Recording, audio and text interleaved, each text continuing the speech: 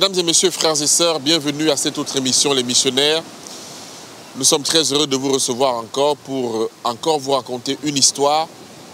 Je pense que celle-là, nous l'attendons tous parce que c'est quelqu'un que vous connaissez. C'est quelqu'un qui a eu un grand parcours avec Alliance Éternelle et qui l'a encore et dont on ne connaît pas forcément sa vie. Et c'est pour ça que nous faisons cette émission pour vous et pour nous-mêmes, pour connaître les gens que vous voyez dans vos petits écrans, ce qu'ils font, ce qu'ils sont, ce qu'ils veulent être, les difficultés qu'ils traversent et les difficultés qu'ils traversent dans le ministère, dans leur vie personnelle, parce que ce sont des gens comme vous et comme moi qui ont entendu cet appel de Jésus-Christ qui dit que la moisson est grande, il y a peu d'ouvriers. Et c'est d'ailleurs la raison pour laquelle, si vous aussi voulez passer à cette émission, vous êtes les bienvenus, vous nous contactez sur Alliance Éternelle. Nous allons vous recevoir, parler de votre parcours et montrer aux frères et sœurs ce que vous faites dans la mission. Nous recevons aujourd'hui notre bien-aimé frère, le fameux docteur Nanette. Bonsoir Marc, bonsoir. Comment vas-tu? Ça va, ça va. Écoute, c'est un privilège énorme pour moi de te recevoir parce que pour faire cette émission, c'était compliqué. C'était compliqué parce que tu aimes toujours rester caché en fait. Absolument, c'est toujours compliqué, mais bon, tu as réussi, alors je suis là. Bon, alors le principe de l'émission, c'est de refaire ton parcours, de montrer un peu d'où tu viens, qui tu es, comment es-tu entré dans la foi, comment ton parcours de vie, des influences que tu as reçues de positifs et de négatifs, que ce soit avec la famille ou avec l'Église, et comment tu te retrouves quelque part au beau milieu d'une forêt équatoriale à devenir missionnaire, t'occupant des choses auxquelles tu n'y avais pas pensé avant. Donc la première question évidemment que je vais te poser, Joseph, je ne vais pas tout vous voyer parce que on se connaît alors. Qui est Joseph Nanette, le fameux docteur Nanette? Alors c'est une question qui est à la fois simple et compliquée. Ouais. Alors, on peut enlever le fameux. Oui. Le fameux, c'est pour moi. C'est pour toi. Je voulais, initialement, donc je suis le deuxième d'une famille de 5 enfants. Ok. Mes parents sont d'origine antillaise. Mon père est d'origine guadeloupéenne et ma mère martiniquaise. Et je suis né à Paris. Ouais. Et en définitive, je suis actuellement médecin, mais je ne devais pas du tout être médecin. Ouais. J'étais cancre. Alors, ben justement, parlons de cette partie. Donc, tu nais. Est-ce que lorsque tu es le deuxième d'une fratrie de 5, comme tu l'as bien dit, est-ce que tu nais dans une famille adventiste ou ta famille devient adventiste? Alors, je nais dans une famille adventiste. Ma mère était fille de pasteur, le pasteur Jean-Élie, qui a eu 54 ans de ministère et qui a été l'un des premiers pasteurs des Antilles, Guadeloupe, Martinique, Guyane. Et quand ma mère est venue en France pour faire ses études de professeur d'anglais, à 23 ans, elle en était déjà à son 23e déménagement. À l'époque, c'était vraiment des pionniers. Oui. Et ce que je garde de mon grand-père, au-delà de... Il y a une fibre particulière qui me lie à lui parce que je voulais à un moment donné être pasteur, c'est les finances qui m'ont empêché de l'être. Mais ce que je garde de mon pasteur, ça m'a... Ton grand-père? Mon grand-père, qui est pasteur aussi, ce qui m'a marqué, c'est que c'était l'un des premiers à être appelé pour traduire les pasteurs américains, puisque c'est les Américains qui venaient aux Antilles. Et il a appris à parler l'anglais, non pas en allant à l'école. Il a pris le dictionnaire et la lettre A, il commençait, et C, et comme ça. Donc des hommes qui avait une volonté, qui n'avait pas tous les outils que nous avons aujourd'hui, mais une volonté. Il a appris l'anglais en ayant un dictionnaire. Incroyable. Voilà. Alors, on revient donc, tu nais dans une famille adventiste. Et comment ça se passe, ta naissance? Qu'est-ce que vous faites? Est-ce que vous êtes dans une pratique absolue, vigile matinale le matin, en tout cas à ton âge de conscience? Et d'ailleurs, ta venue au monde aussi, comment ça s'est passé? Alors, je n'étais pas programmé. C'est-à-dire? Je suis un accident de préservatif, je n'étais pas programmé. Incroyable. Mais donc, j'ai un peu bousculé les lignes parce que, à l'époque, mes parents n'avaient pas beaucoup d'argent. Mon père faisait des petits jobs, et puis ensuite il a pu faire infirmier, et ensuite manipulateur radiologue, et travailler comme celui qui passe les radios aux urgences. C'est comme ça peut-être que j'ai attrapé le virus de la médecine et des urgences, puisque je suis médecin urgentiste. Mais au départ, c'est dans une petite chambre de bonne dans Paris. Voilà. Et quand je suis venu, effectivement, ça a fait un peu craquer les limites, parce qu'il fallait déménager, aller en Ile-de-France, en banlieue, à Bondy notamment. Et donc du coup, c'est vrai que j'ai un petit peu dérangé. J'ai un petit peu dérangé. Et du coup, le souvenir que j'ai, pour moi particulièrement, c'est un peu celui qui est venu, je ne dis pas briser un équilibre, mais presque, parce qu'il n'était pas attendu. Il n'était pas attendu. Mais du coup, comment ça se passe, justement, alors que tu nais dans une famille adventiste, où malheureusement, pour les hommes et heureusement pour Dieu et pour nous autres qui te connaissons aujourd'hui, tu t'es pas attendu, mais pour les parents peut-être, mais comment ça se passe spirituellement dans une famille adventiste comme la tienne, où en plus on a un grand-père pasteur? Alors, en définitive, sur la dimension spirituelle, je vais dire, ce que je garde, c'est l'ambiance des sabbats. Oui. Le vendredi soir, on était tous douchés, les chaussures étaient brillantes, cirées. Les habits étaient lavés, voilà, tout était repassé. Et il y avait le culte de famille avec la musique. Soit c'est mon grand frère qui jouait du piano, ou mon père qui faisait de l'accordéon, ma mère qui chantait.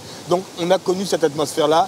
Et même, on avait un tourne-disque avec Louis Armstrong, The Good Book Say. Et on est Nobody knows. Et ça, c'était mon enfance. Ça signait le sabbat. Donc, famille adventiste classique. Et les jours de la semaine, alors, c'était... Alors, on avait le culte avec l'école du sabbat, le petit ami. Je veux dire, ça, on faisait régulièrement. Et je veux dire qu'on était très bons et que le sabbat, on connaissait notre école du sabbat. Donc, des parents qui étaient investis, notamment maman qui nous racontait les écoles du sabbat. Et de ce côté-là, on a été formés de façon, je vais dire, classique pour des Antillais, même en France. Alors, tu nais quand même dans une fratrie, en tout cas au moment où tu nais, tu es le deuxième. Oui. Donc, je ne vais pas poser, peut-être un peu plus tard, comment ça se passe, justement, avec tes frères et sœurs, alors que tu évolues dans la famille? Alors, famille, j'allais dire classique, sauf que moi, j'étais un peu dérangeant. Je me battais beaucoup. Et ce qui me caractérisait, c'était le sentiment d'injustice. Je ne supportais pas l'injustice. Donc, en fait, non seulement tu bouscules les lignes à ta naissance, mais tu deviens bagarreur. Ah, mais non seulement bagarreur, mais assez réfractaire à l'ordre établi. Mais il ne fallait pas me dire, on fait comme ça, tu ne discutes pas, c'est comme ça, tu n'as rien à dire. Je ne pouvais pas supporter. Et pourquoi? Puisque tu nais quand même dans une famille adventiste où tout est quadrillé. Alors, pratiquement. Oui, sauf que ma place, il n'y a que maintenant que je la comprends. Et je vais faire un petit parallèle de loin. À quel moment Joseph a-t-il réellement compris la place qu'il avait dans la famille de Jacob? Il a même fait des rêves. J'ai fait quelques rêves. Il a fait des rêves. Mais sa place était particulière. Il était le chouchou, mais il n'était pas le chouchou auprès de ses frères. Et finalement, ça lui a créé pas mal de problèmes. Et je crois que ce n'est pas simple de trouver sa place dans une famille. Donc il y avait souvent des conflits, toujours entre l'aîné et le cadet, ça frotte toujours. Mais on a eu quelques bonnes expériences de vie entre garçons, et ma sœur qui était la dernière, Ruthie, qui était la dernière. Mais si tu veux, il faut du temps pour comprendre quelle a été sa place dans une fratrie. Ok, là, on est déjà un peu en train d'évoluer. Tu es dans une famille adventiste avec tes frères et sœurs, vous avancez. Est-ce que l'Église, alors que vous faisiez les sabbats et tout ça, mais est-ce que l'Église était vraiment quelque chose qui t'intéressait? Alors, oui, sur un certain plan. C'est-à-dire qu'on a fait les JA, c'était les MV, missionnaires volontaires à l'époque. Maman était diaconesse, ensuite première diaconesse, elle s'occupait de la chorale, papa s'est occupé de la jeunesse. Donc oui, on a été investis dans l'Église.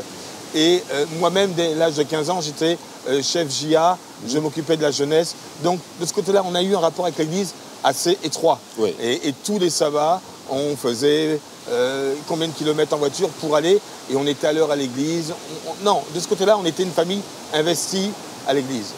Mais, mais pour moi personnellement, bagarreur comme j'étais, et tout le monde pensait que je serais voyou. Oui.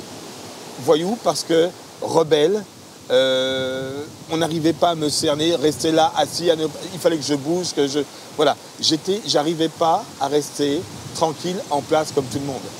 Et c'est qu'à l'âge de 14 ans, quand j'ai vécu une expérience particulière à l'école où on m'a mis dans une 4e poubelle, j'avais redoublé une année, non pas parce que j'étais mauvais, enfin je ne suis pas très bon, mais parce que j'étais noir et on habitait, c'est ça qu'il faut comprendre, dans une cité où on était quasiment les seuls noirs. Et comme ma mère était prof d'anglais, donc c'était fonctionnaire, c'était le moyen de pouvoir y accéder, mais on a rarement été accueilli, accepté. Et donc, il fallait même pas me dire sale noire, sans quoi le sang coulait. Quand je dis que j'étais bagarreur, le sang coulait. Je descendais avec 2 billes, je remontais avec 800. Et bon, mais à un moment donné, tout le monde me connaissait, j'étais bagarreur. Et quand je suis rentré dans cette 4e, et qu'il y avait tous ceux qui avaient redoublé ou qui étaient destinés à aller vers la vie publique, la vie, parce qu'ils n'allaient pas faire d'études, j'ai dit non, je ne peux plus. Et un jour, je me souviens, j'ai dit non, Seigneur, je veux me faire baptiser, mais si je veux me faire baptiser, je ne peux plus me bagarrer. Du jour au lendemain, Marc, j'ai arrêté de me battre. Mais c'est la question qui allait suivre, justement. Dans cet état de choses, tu es quand même né dans une famille adventiste qui devrait montrer l'exemple. Tu deviens bagarreur, presque voyou. À quel moment tu fais l'expérience de te dire, peut-être à ce moment-là, que j'ai rencontré Dieu, je suis converti? Alors, voilà. C'est-à-dire qu'il y en a qui s'engagent dans le baptême de façon quasi automatique. Maman est fille de pasteur. Papa était... Le père de mon grand-père, côté paternel, était aussi un des pionniers en Guadeloupe, ancien d'église, avait édifié plusieurs églises. Donc, non, il y avait des racines. Mais ça n'a pas été une succession tranquille. S'il y a été une prise de conscience. Et cette prise de conscience, c'est-à-dire à la fois sur le domaine spirituel et intellectuel. J'étais souvent dans les profondeurs du classement, au niveau des notes. Quand j'avais 8 sur 20, j'étais content, je faisais la fête. Et de jour où j'ai pris conscience que je ne pouvais pas rester comme ça, que si je voulais donner ma vie au Seigneur, il fallait que je change. Non seulement j'ai arrêté de me battre, mais du coup, j'ai commencé à me mobiliser. Et d'avant-dernier ou dernier de la classe, j'ai commencé à monter, jusqu'à pouvoir passer en 3e normale, seconde C, et avoir un bac D scientifique. Alors que ce n'était pas du tout écrit comme ça. Tout le monde me voyait bon voyou.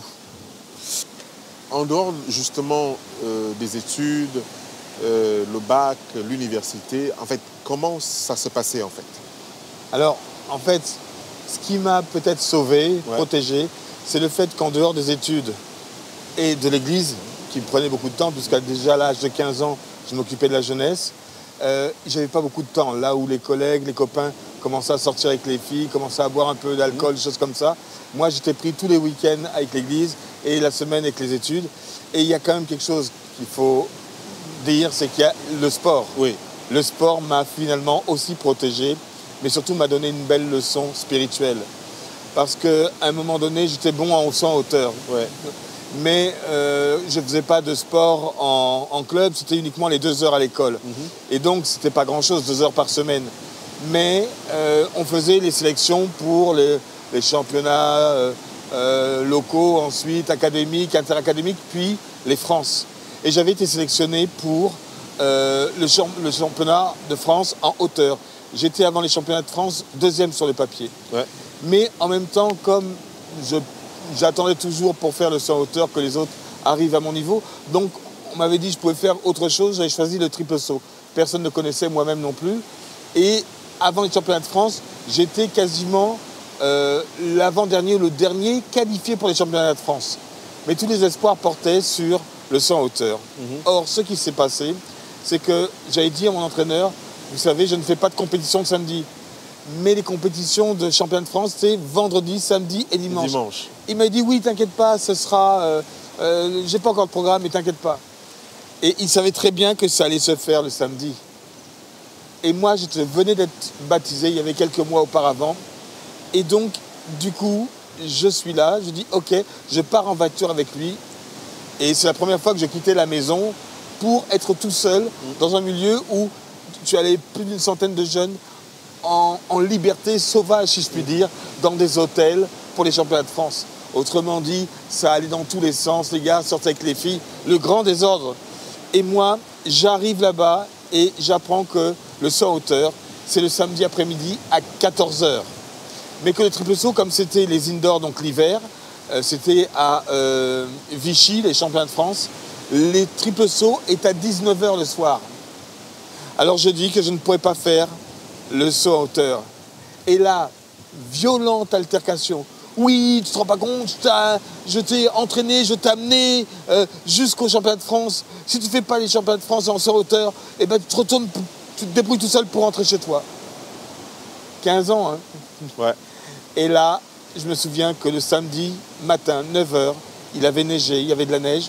Je suis parti, j'ai pris le petit déjeuner, je suis parti. Et je suis revenu à 16h. Pour me qualifier, j'avais fait 2,03 m en hauteur. Ce qui était bien pour moi. Ouais. Mais cette année-là, le record de France a été battu 3 fois dans la même compétition. 2,15 m, 2,13 m et 2,12 m. J'aurais pas pu faire, j'aurais peut-être réitéré la performance de passer 2 mètres, mais là, j'aurais jamais pu. Et donc, mon entraîneur ne me regardait même pas, je me suis débrouillé. Il y a 19h, je me suis débrouillé pour être sur le stade pour le triple saut, où j'étais avant-dernier ou dernier sur le papier. Et j'ai vécu quelque chose de très particulier, Marc. Je commence mon premier saut, j'avais fait un petit tour de stade pour m'échauffer, voilà, mais tout seul, abandonné. Premier saut, je me fais un claquage. Mais est-ce que je sais ce que c'est qu'un claquage? La cuisse droite, je m'étais fait un claquage. Et je commence, et j'arrive, le sautoir est à 10 mètres de la fosse. Mon premier saut, c'est 10 mètres 02. Tout le monde a cru que j'allais me fracasser sur le rebord de la fosse. Et les autres sauts, j'arrive tant bien que mal dans le sable. Mais le 5e saut, y a un qui me dit, tu sais que tu n'es pas obligé de le faire, hein, tu peux passer out. Mais j'étais toujours dernier ou avant-dernier sur le papier. Pas sur le papier, mais sur le vrai. Et j'ai dit, ben je passe. Le premier avait fait 13,68 m. Le deuxième était à 13,40, quelque chose. Le troisième, il y en avait trop au-dessus de 13. Et tout le reste était bon en dessous. Et je reste derrière là. Tout le monde passe sur le 5e saut. Le 6e saut passe et on commence déjà la remise des médailles. Et je lève la main, je dis, mais attendez. On dit quoi? Le premier, le deuxième étaient déjà sur le podium. Je dis, mais on m'a dit que je pouvais laisser passer le 5e, mais je veux faire le 6e. Je dis, ben, vous n'avez pas fait le 5e. Mais oui. On dit, bon, on arrête le protocole, on me regarde. Et là, dans mon cœur, je dis, Seigneur, je suis là, je ne sais pas pourquoi, je donne tout. Je cours, boum, boum, boum, j'arrive dans le sable et j'entends crier, je ne sais pas ce qui se passe. Et en fait, à 4 cm du premier, je suis arrivé, j'ai fait 13,64 m avec le claquage. J'étais vice-champion de France. Et dans mon cœur, je me suis dit, si j'avais fait le choix de bafouer le sabbat pour faire la hauteur, d'autant que mon entraîneur m'avait dit, mais Nanette, les Juifs, ils demandent une autorisation spéciale du grand rabbinat. Tu ne peux pas demander. Je dis, nous, il n'y en a pas de grand rabbinat. Il est au ciel, c'est Dieu. Donc non. Et il m'avait dit, tu te débrouillerais pour rentrer tout seul. Il y avait plus de 400 km. Et là, quand j'ai fait le saut, ils ont fait descendre. Le premier a cru qu'il fallait qu'il descende, il est resté. Le deuxième est descendu, le troisième a été éjecté. Je suis monté avec mon petit short Monoprix. Parce que et on m'a remis ma médaille. Et là, oui, il est du lycée de Bondy, oui. Et la grande affiche, deuxième à 4 cm du champion de France. Et dans mon esprit, ça s'est inscrit, sois fidèle au Seigneur, quoi qu'il t'en coûte, Amen. Malgré les apparences. Amen. Et bien à 15 ans, cette leçon-là, elle m'a forgé jusqu'à présent. Très bien. Alors, nous sommes en train... Ça, c'était pratiquement au lycée, ça. C'est le lycée. Voilà. J'étais en seconde. T'es en seconde. Alors, maintenant, nous sommes au niveau de l'université, tes études. Et comment tu t'orientes en médecine, d'ailleurs? Alors, je ne me suis pas orienté en médecine. Alors, en fait, c'est ça. Je voulais faire pasteur comme mon grand-père. Voilà. Mais l'année coûtait 35 000 francs. À l'époque, à Collonges-sur-Solève. C'était très cher. J'ai dit, mes parents ont dit non, je pense que ça n'a pas encore changé aujourd'hui. Ah, je sais, mais donc j'ai dit, je ne peux pas. J'étais bon en sport. J'avais réussi le concours à la meilleure école de sport de France. J'avais 23 sur 20. Pour avoir 20 sur 20 en hauteur, il fallait me faire 1,78 m. J'avais fait presque 2 mètres. Donc j'avais des points en avance. Mais à l'époque, quand tu faisais prof de sport, on t'a envoyé dans les ZEP, les zones d'éducation prioritaire, à Lille ou dans les trucs comme ça, où il n'y avait pas de stade, des choses comme ça. C'était simplement du tartan. Et pas de tartan, du goudron. J'ai dit non, je n'ai pas envie. J'aime le sport pour moi. Je voulais faire kiné. Et donc, mais le concours de kiné, maths, physique, et c'était vraiment pas mon truc. Et en désespoir de cause, le seul endroit où il n'y avait pas de concours pour rentrer dans la première année, c'était médecine. Et donc j'ai dit, je vais faire médecine. Et Dieu est bon parce que la faculté de médecine où je me suis inscrite, c'est une faculté de médecine qui était expérimentale. Même avec un bac A littéraire, on pouvait passer. Tu pouvais. Et on reprenait tout du départ. Et c'est comme ça que je suis allé là-dedans. Et bon an, mal an, j'ai réussi à passer la première année et à continuer. Donc c'était presque un choix par défaut, mais un petit peu piloté parce que je me souviens qu'adolescent, j'allais voir papa aux urgences à l'hôpital qui faisait les radios de nuit. J'ai passé des fois du temps avec lui à développer les radios et il était aux urgences. Et je crois que ça m'a donné l'envie d'aller dans cette voie-là. Alors, une question pour passer à justement à un autre temps de ton parcours. L'Église, dans tout ça, t'a-t-elle soutenu? T'a-t-elle aidé dans cette croissance? Là, je ne parle plus de la famille adventiste. Je parle de l'Église en général. Dans ces moments où tu avais de grands défis, par exemple, même de choix de la filière, est-ce que les MV, la GA à l'époque, a été quelque chose qui a soutenu ton parcours, ou bien où tu as quand même eu quelques difficultés, des incompréhensions avec le système? Alors, mes incompréhensions avec le système viennent un petit peu plus tard, sauf que j'ai été tout seul. Quand j'ai dit tout seul, et très peu de personnes croyaient que j'allais pouvoir y arriver. Il faut dire qu'il faut se replacer dans le contexte de l'église de Neuilly. Beaucoup d'ingénieurs, de médecins, de scientifiques, d'avocats, voilà, et un petit noir qui arrive là-dedans. On n'est pas dans la cour des grands. C'est ça. Je l'ai ressenti comme cela. Et beaucoup m'ont dit, bon, tu n'y arriveras pas, même arrête. Parce que j'avais redoublé ma première année, bon, comme beaucoup, mais j'ai même dû tripler parce qu'on m'avait oublié de me donner des points. Et on m'a autorisé de façon très exceptionnelle à tripler la première année. Et ils ont dit, mais attends, arrête. Il faut dire qu'entre-temps, je m'étais déjà marié. La première année médecine. Oui, et comme je m'étais marié, je travaillais toujours. Ça, c'est une constante. Justement, ça, c'est... J'ai toujours travaillé en double. C'est-à-dire, il y avait la filière normale, mais dès le lendemain de mon concours de médecine, je faisais veilleur de nuit dans une maison de retraite. Et j'ai appris à piquer les veines des petits vieux. Des choses. Donc, j'ai jamais eu un parcours facile. C'était pas papa et maman qui ont l'argent. J'ai dû toujours me battre. Et j'ai toujours travaillé en double pour financer mes études et ma famille. Donc, c'était pas facile. Ok. Donc là, docteur Nanette, personne ne croit en toi? Alors, très peu, quasiment pas. Très peu. Même, j'allais dire, dans ma famille. Vu mon parcours, j'étais pas une lumière. Mon frère aîné était brillant, brillantissime. En musique, toujours premier de sa classe. Moi, j'ai toujours ramé. Et alors, c'était quand même étonnant que tu dises que tu as pratiquement retriplé la première année de... Oui, j'ai triplé parce qu'ils m'avaient enlevé des points de bonus et j'avais la filière sport qui m'apportait des points. Ils avaient quasiment enlevé, j'avais 54 points de moins. Et donc, on m'a dit, comme les résultats sont déjà annoncés au niveau du ministère, on ne peut pas annuler. Donc, on m'a donné une autorisation exceptionnelle de tripler la première année. Mais on dirait le Seigneur qui est en train d'écrire droit sur les lignes courbes. Il y a toujours une exceptionnalité avec toi depuis le parcours. C'est ça.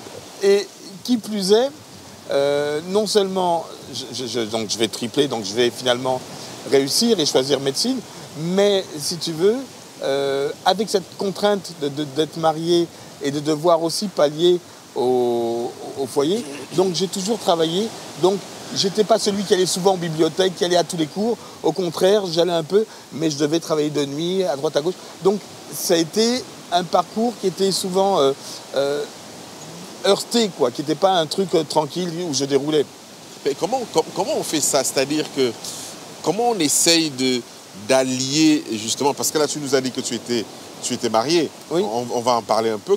Comment ça s'est passé? Je veux dire, avec tout cet environnement qui semble être hostile à ton évolution, tu trouves une femme, tu te maries, il faut que Alors, ça veut dire que tu t'es marié avant ta première année universitaire? Alors, je me suis marié là, en plein milieu du concours, c'est-à-dire que je me suis marié le vendredi, samedi, dimanche, et le lundi matin, le lendemain de ma noce, il y avait la deuxième partie du concours que j'ai vu faire. Et 15 jours après, j'ai su que j'avais eu le concours. Donc, c'était pas simple. Alors, est-ce que le mariage peut être un atout, et ça c'est pour les jeunes qui nous regardent, dans ce genre de situation, ou un frein, justement, à progresser dans ce genre de situation? Un atout, je ne sais pas. Pas dans mon cas, dans le sens où, un frein peut-être, dans le sens où, à la 3e année de médecine, on avait eu un enfant. Quand le 2e est venu, bon, j'étais en 3e année, j'ai arrêté la médecine pour faire papa au foyer. Ouais. Parce que ma femme, elle terminait sa formation de conseillère en économie sociale et familiale. Ouais. Et donc, je m'occupais des 2 premiers. Et quand elle a été enceinte du 3e, bon, pour moi, c'était clair que je n'allais pas reprendre médecine. Et en fait, donc, je faisais des petits travaux en tant que brancardier et autres. Mais j'ai assisté le neurochirurgien adventiste américain là, qui a opéré les Siamois. Là, oui, comment on l'appelle excuse-moi, son nom m'échappe. Son nom m'échappe voilà, aussi. Mais bon, il est passé... J'ai son nom sur mes lèvres, mais aussi. Ça m'échappe. Et il est parti... Carson. Voilà, Ben Carson. Ouais. Et Ben Carson est passé, à un moment donné, dans le 92, en région parisienne, pour une conférence. Et j'étais comme ça. Et comme on habitait Vence, c'était juste à côté, donc je suis allé. J'étais en 3e année, enfin, j'avais arrêté la médecine. Hein. Et là, il a parlé de son parcours où sa mère ne savait ni lire ni écrire. Et comment il avait... Et pendant qu'il faisait sa conférence, là, on était là, quelqu'un vient lui annoncer que sa mère vient d'avoir son doctorat de psycho. Exact. Et moi, ça m'a laissé... Et j'ai pris la décision de reprendre mes études. Grâce à lui. Ouais. Parce que j'avais déjà fini avec ça. Je me dis, bon, de toute façon, j'ai tenté, j'ai pas... Et je me suis battu pour aller jusqu'au bout. Et j'ai fini ma médecine avec 6 enfants à charge. Waouh. Voilà. Ce qui veut dire que ça a été... Alors, non pas un... Alors, un frein, oui, parce que c'est une charge. Mais pour le coup, je n'avais pas d'autre choix que d'avancer dans ce sens-là. Et n'ayant pas beaucoup de moyens, je ne pouvais pas aller à droite à gauche me disperser. J'étais forcément focalisé sur ça. Alors, le docteur Nanette qu'on connaît aujourd'hui, justement, puisque nous commençons un peu à aller, est-ce que, juste de façon succincte, est-ce que tu as des événements qui ont marqué ta vie jusqu'ici d'une façon négative? Est-ce que tu as aussi des événements que tu peux, on peut en parler quelques minutes, puisque nous allons bientôt vers la fin, des événements qui ont marqué ta vie d'une façon positive? Parce que nous, aujourd'hui, on te connaît en tant que docteur Nanette, presque un exemple. On a vu un peu comment ça s'est passé avec le Covid. Tu étais l'un des premiers médecins à prendre position dans nos milieux, en tout cas de ma connaissance. Donc, est-ce que tu as des événements comme ça qui peuvent booster des gens, ou alors des événements qui t'ont ralenti, qui montrent aussi aux frères et sœurs que les gens que nous voyons sont des serviteurs non seulement inutiles, mais des personnes très ordinaires avec toutes sortes de problèmes? Alors, comme tu viens de le dire, très ordinaires avec toutes sortes de problèmes. Le défi d'être marié, d'avoir des enfants, d'être engagé avec ses enfants et de ne pas forcément être sur la même longueur d'onde avec celle qui t'accompagne. Ouais. J'ai connu cela. Ouais. Et ça fait très mal. Ouais. Et pour le coup, il y a eu une séparation. Alors non pas de mon fait, elle a souhaité mettre fin à la vie de couple. Et je m'étais retrouvé avec les 6 enfants seuls pendant un temps, jusqu'à ce que les enfants finalement aillent avec leur mère. Ouais. Ça m'a mis un sacré coup au moral. Ouais. Et non seulement au moral, mais pour le coup, dans cette période-là, on pourrait tenter de partir dans toutes sortes de dérives, soit avec d'autres femmes, soit avec l'alcool pour ceci. Et j'ai été épargné par rapport à cela, parce que j'étais impliqué dans l'église. Dans l'église. Église qui, ceci étant, m'a donné un premier coup de poignard, en prenant fait et cause pour mon épouse qui avait demandé depuis 1 an avant la fin du mariage de ne plus avoir de relation avec l'église. C'est elle qu'on allait voir et moi, j'étais comme le paria déjà. Ouais. Donc bon, ça forge un caractère. Ouais. Tu sais que même en médecine, le fait d'avoir travaillé en double, en faisant fonction de brancardier, veilleur de nuit, ensuite faisant fonction d'aide-soignant, faisant fonction d'infirmier, donc pendant toutes ces années où j'ai fait mes études, j'ai été très souvent en contact avec le patient, non pas de façon académique avec les livres, mais sur le terrain. Et ça m'a donné, je repense souvent à Joseph, dans la captivité, il était au contact avec les prisonniers, avec les gens, et il servait déjà là. Et ça l'a équipé pour la mission qu'il devait assumer plus tard. Et je crois que moi, ça m'a aussi forgé au niveau du caractère. L'Église m'a descendu à ce moment-là. J'ai continué à avancer, j'ai déménagé, je me suis engagé. J'ai reconstruit notre vie. Et dans cette vie de couple, bon, ça avançait. Mais là encore, la dimension spirituelle a toujours été présente. C'est là qu'on s'est connus. J'avais décidé de faire l'église à la maison parce qu'on habitait loin, parce que l'église avait été vendue. C'était compliqué. Et pendant 12 ans, plus de 12 ans, notre maison a servi de lieu de rencontre. Lieu de culte. Et l'église, là encore, pas top. Pas top. Quand je dis pas top, c'est que elle vivait ça comme une sorte de conflit, comme une sorte de désir d'autonomie, d'indépendance, d'insoumission. Et l'une des choses, et tu vas comprendre pourquoi, petit, je ne supportais pas l'injustice, je me bagarrais. Je revendique pleinement ma liberté dans le Seigneur. Je n'ai jamais accepté que l'institution me mette la main dessus et me dise « tu te tais parce que c'est comme ça ». Non, je n'ai pas de compte à rendre à l'Église, mais au Seigneur. Et ça, c'est quelque chose qui m'a toujours forgé. Mais précisons quand même que tu es tout à fait en droite ligne avec nos 28 croyances. Alors oui, sur le papier, sauf que dans la réalité, le désir de contrôle de l'institution à certains moments fait que soit tu te tais, tu rentres dans le rang, soit tu es considéré comme un réfractaire. Et donc, j'ai jamais accepté de rentrer dans le rang parce qu'un pasteur le disait ou autre. Mais j'ai toujours eu à l'esprit que cette liberté dans le Seigneur, elle était chère à mes yeux. Très bien. Et donc, c'est pour ça qu'on s'est connus quand je faisais l'église à la maison. Oui, effectivement. Alors, on s'est connus à l'église de Bourges. Oui. Et puis, on a commencé, parce que moi aussi, j'étais très loin. J'habitais très loin, donc on faisait 2 sabbats à la maison et 2 sabbats à l'église à l'époque. Alors, est-ce qu'il y a, tu as un événement aussi heureux que tu peux mentionner dans ton parcours qui a fortifié ta foi? Alors, il y a un événement particulièrement heureux qui a fortifié ma foi. C'est qu'à chaque fois que j'ai cru que c'était fini, de façon bizarre, il y avait un rebondissement que je n'ai pas vu venir. Pourquoi je suis ici au Cameroun? Je dois dire merci au président de la République, Emmanuel Macron.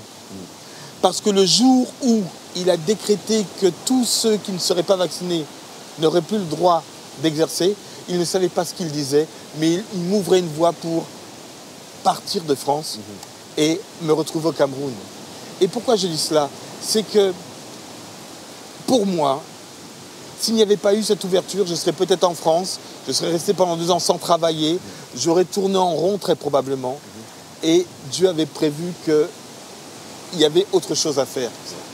Et ça, c'est un message que je vais laisser aux frères et aux sœurs. Les amis, quand vous pensez que c'est fini, qu'on vous a sali, que même l'Église vous a poignardé dans le dos, jusqu'après, vous radiez sans même vous appeler. Vous apprenez que vous êtes censuré, personne ne vous a contacté ni rien. Quand on a un sentiment d'injustice, de colère qui monte, et Dieu m'a dit, t'inquiète pas, il m'a mis de côté. Et finalement, c'est dans ces moments-là, et je me souviens d'une parole, c'est dans la nuit la plus sombre que la moindre étoile brille le plus. Très bien. Et c'est vrai que c'est là que les portes se sont ouvertes. Et si je suis aujourd'hui au Cameroun, j'ai presque dire je suis médecin au Cameroun, mais je suis beaucoup plus missionnaire que médecin. Et j'allais dire missionnaire malgré moi. Je n'aurais jamais planifié. Et alors, est-ce qu'il y a un événement particulier? Oui, c'est que je dis bien tout ce que j'ai perdu. J'ai tout laissé en France. Tout ce que j'avais pu, l'argent, la voiture, le camping-car, tout, même le cheval. La maison et tout ça. Tout. J'ai tout laissé. Qu'est-ce que le Seigneur ne m'a pas redonné ici aujourd'hui? De quoi je manque? J'ai même laissé mes enfants qui sont grands maintenant, mais j'ai 40 enfants qui m'appellent papa. Je suis venu seul ici. Dieu m'a redonné une épouse qui me soutient, qui m'accompagne et qui est vraiment très, très... c'est même pas attaché. J'ai presque dire que on était fait pour se rencontrer et pour vivre ensemble. Incroyable, inimaginable. Chaque semaine, c'est moi qui tiens le culte et l'école du sabbat à Bilolo, là, à l'orphelinat, parce que c'est loin de l'église et tout ça. Et puis parce que, naturellement, il y a besoin d'instruire ses enfants. Et je me retrouve encore en situation, comme depuis le début, dès mes 15 ans, responsable de jeunes. Très bien. Alors, on a vu, on va parler en 2 minutes d'un aspect particulier. Justement, on connaît le docteur Nanette, qui a un cabinet en France, qui est fonctionnaire en même temps, qui laisse tout ça par l'injonction de Macron. Il arrive au Cameroun, il n'a vraiment rien. Il entre dans cet orphelinat qu'on a déjà visité ensemble avant, et il se met à être bénévole. Alors, on pense toujours que la mission et les missionnaires ont des moyens. Je veux dire qu'au jour d'aujourd'hui, comment vit le docteur Nanette? Parce qu'il n'a plus tous ses moyens, il a laissé maison, bien, tout complètement. Il n'a même pas pris un copec de la France. Il se retrouve même à demander de l'aide pour construire sa petite maison dans la prairie. Donc, du coup, comment les choses ont évolué? Comment tu vis en tant que missionnaire, justement, au Cameroun, t'occupant de plus de 40 enfants dans cet orphelinat? Alors, Marc, de façon très claire, quand j'étais en France, je gagnais 8 000 € net. Ouais. Entre 8 000 et 10 000 €, même des fois, ça pouvait monter un peu plus avec les primes. Ouais. Mais on va dire 8 000 € net de base. Ouais. Aujourd'hui, je suis à moins de 500 € net, ouais. tout compris, par mois. Oui. Donc, c'est même pas de l'argent de poche, ça n'a rien à voir. Et pourtant, je suis plus heureux, je ne manque de rien. Ouais. Premièrement. Deuxièmement, ce que j'ai appris ici au Cameroun, les leçons que j'ai apprises, c'est que Marie-Christine, mon épouse, dit toujours Dieu pourvoira. Dieu pourvoira. Mais Marc, incompréhensible, Dieu pourvoira, mais je le vis vraiment, dans le sens où, quand on ne sait pas, il faut 50 000 pour faire la semaine pour les enfants, là, on ne sait pas comment ça va se faire. Depuis le mercredi, je dis Marie-Christine, comment on va faire? Dieu pourvoira. Je dis, mais quand même. Et puis le samedi, et c'est le dimanche qu'on va faire les courses. Le samedi, on était partis tous les deux un peu en retraite à l'église. Et quand on revient, je dis, Marie-Christine, on n'a rien. On dit, vous ne savez pas ce qui s'est passé? Non. Ah, il y a Ganou, le champion de boxe MMA, qui est passé avec sa ceinture de champion du monde. Il a pris des photos avec les enfants, tout ça. Je dis, ouais, bon, c'est bien, mais moi je pense aux 50 000. Et puis comme il a fait les photos, tout, voilà, il a raconté que lui aussi il était orphelin. Ouais. Bon, très bien. Et puis à la fin il dit, ah, au fait, en partant, il a dit que comme il ne veut pas s'arrêter dans les magasins parce que ça fait... il n'aime pas les vedettes, la machin, il ne peut pas. Il n'a pas pu s'arrêter pour acheter quelque chose aux enfants. Il a donné là 300 000 G. Hey. L'éternel pouvoir. Et c'est plein de petites expériences comme ça. C'est comme ça que vous avez réussi à construire et l'école et toutes ces choses. Et voilà. Et c'est pour dire que j'ai mes poches vides en permanence. Ouais. J'ai jamais manqué pour mettre l'essence pour transporter les enfants. Ouais. J'ai jamais manqué... Les enfants n'ont jamais manqué à manger. Mais c'est vraiment la foi en action. Ouais. Autant avant, quand tu as eu 1000, tu dis, bon, j'assure au cas où. Oui, voilà, j'assure. Là, tu as des réserves, tu sais comment répartir. Il y a des mois, je ne sais même pas si j'ai travaillé parce que dès que je donne toute ma paye pour l'orphelinat, j'ai gardé rien pour moi. Et quelqu'un dit, au fait, frère, un coup, une sœur, on est là, Marie-Christine dit, bon, là, c'est vraiment serré. Ouais. Il y a une sœur qui dit, ça fait 3 semaines, j'essaie de vous envoyer quelque chose, c'est pas passé. Là, maintenant, je crois que ça va passer. Regarde. Et je regarde 250 000 qui viennent. Ouais. Que des choses comme ça. Et je dis, Seigneur, merci. Parce que pourquoi?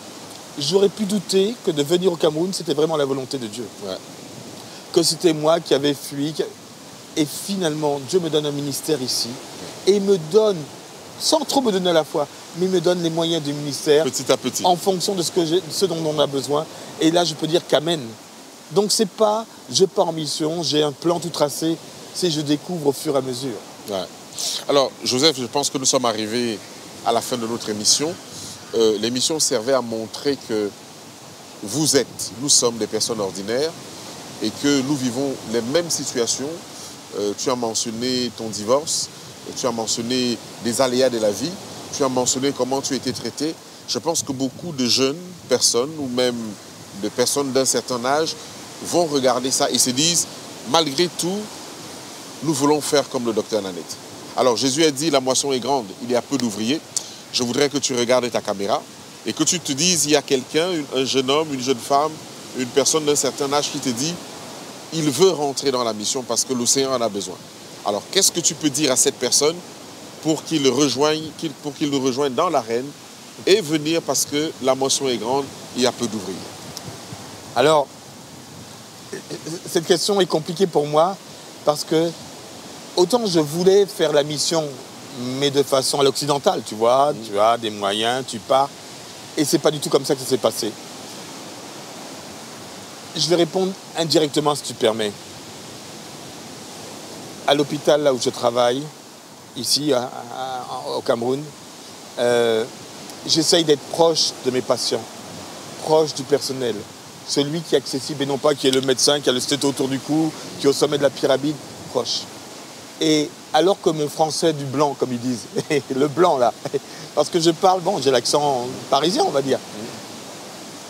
Ils aiment être à côté de moi, à venir me consulter. Non pas que je sois meilleur que les autres, c'est pas ça. Mais il y a l'écoute. Il y a le désir de vraiment vouloir aider celui-là qui est là et non pas de briller. Et je dirais, la mission, c'est pas de vouloir s'assurer une situation, une carrière. C'est avant tout pourquoi tu veux le faire, qui est-ce que tu veux aider. Il y a un jeune qui est venu d'Allemagne, qui est venu pour la mission, il avait prévu de rester 2 ans, voire plus. Au bout de 3 mois, il a craqué. Ah, soi-disant les moustiques, ah là là, mais c'est... Mais en fait, il n'avait pas pris conscience que la mission, c'était perdre tout son confort et être au service de l'autre. Je me souviens de combien de fois tu as déjà été hospitalisé pour les questions de palu. Pour le palu, ouais. Mais être au service de l'autre. Et ça veut dire qu'il faut descendre de son piédestal et être au service. Ça, c'est la première chose. La deuxième chose, c'est que les temps deviennent compliqués. Cette semaine, mais quand je t'ai vu, je t'ai dit la veille que tu sois arrivé, j'ai dit, Marc, c'est bien, je fais des études bibliques pour moi, j'ai mon disque dur qui est plein d'études que j'ai faites, de PowerPoint, ça va servir à qui? Avec les collègues de travail. Je parle comme ça et j'ai dit maintenant, dès la semaine prochaine, on va commencer à uniquement la Bible. Mais à transmettre, parce que si je ne transmets pas, ça ne sert à rien. Ouais. Pourquoi Dieu va me capaciter si je ne transmets pas? À qui veux-tu transmettre? Tu vas là-bas pour faire quoi? Il y en a qui étaient venus, ah, il y a la mer à Kribi, il y a le soleil et tout. Ils ne sont pas restés, ils sont partis relativement dégoûtés rapidement. Ouais. L'autre chose que je voudrais dire, c'est, j'espère que tous ceux qui voudront partir en mission accepteront de laisser Dieu vraiment guider à sa façon. Je suis venu avec rien en poche. Rien. Et je n'ai manqué de rien à la façon de Dieu. Et beaucoup de mes collègues en France me disent, mais Joseph, tu rigoles, 500 €, mais c'est la misère. T'es en dessous du seuil de pauvreté. En plus médecin, et tu travailles quasiment à temps plein, c'est quoi? Mais s'ils savaient comment j'ai le cœur plein. Et je repense à Jean-Baptiste, rien pour attirer les regards. Jésus, rien pour attirer les regards. Élie, tous ces grands hommes. Et je me dis, Seigneur, donne-moi la capacité d'être un de ceux-là qui ont considéré avant tout l'avantage qu'ils apportent aux autres, plutôt que ce que ça allait leur rapporter. Eh bien, c'est très émouvant ce que tu es en train de dire. Et nous voulons vraiment dire à tous ces frères et sœurs que la moisson est grande et il y a peu d'ouvriers. Merci de nous avoir encore sauvés une autre fois pour cette émission Les Missionnaires. Comme vous le savez, si vous aussi voulez passer dans l'émission Les Missionnaires, vous nous contactez, Alliance Éternelle, et nous ferons le plaisir de vous recevoir et d'écouter votre témoignage. D'ici là, que le Seigneur vous bénisse et je vous dis à très bientôt. Au revoir. À très bientôt et bon courage à tous ceux qui voudront emboîter le pas. Amen. Vous allez au-devant de riches bénédictions. Amen. Gloire à Dieu. Au revoir.